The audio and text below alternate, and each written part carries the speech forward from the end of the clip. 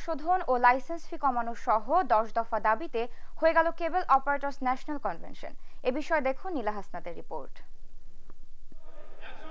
সারা দেশে সরকারি বেসরকারি মিলিয়ে বর্তমানে সম্প্রচারে রয়েছে 24টি টেলিভিশন চ্যানেল, আর মানুষের ঘরে ঘরে চ্যানেলগুলোকে পৌঁছে দিতে কাজ করে চলেছে 3000-এরও বেশি কেবল অপারেটর। পণ্যের বিনিময়ে পণ্য কিনে নেবে।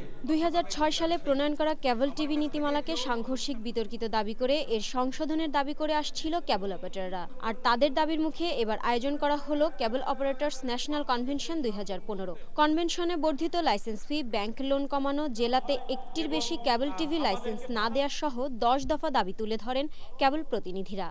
লাইসেন্স নিয়ে আমাদের কিছু সমস্যা আছে, ঢালাওভাবে লাইসেন্স দেওয়া যাবে না। আর অনেক অপারেটর ইউনিয়ন পর্যায়ে যারা ব্যবসা করছে তারা লাইসেন্স পাচ্ছে না। যারা এই 25 বছর থেকে সার্ভিস দিয়ে আসছেন তাদের স্বার্থ যেন সুরক্ষিত হয়, সেইভাবে আপনারা আপনাদের কর্মপ্রণালী নিন, সেইভাবে আইন করুন, সেইভাবে সুবিধা দেন। যে ডিজিটাল হারানোর জন্য যে সমস্ত যন্ত্রপাতি লাগবে এই যন্ত্রপাতি থেকে শুল্ক প্রত্যাহার করা হোক। ডিজিটাল বাংলাদেশ গড়তে তাদের এই অক্লান্ত পরিশ্রমকে স্বাগত জানালেন তথ্যমন্ত্রী হাসানুল হক ইনু। ডিটিএইচ এর জন্য নীতিমালা একটা আইন তৈরি করা দরকার।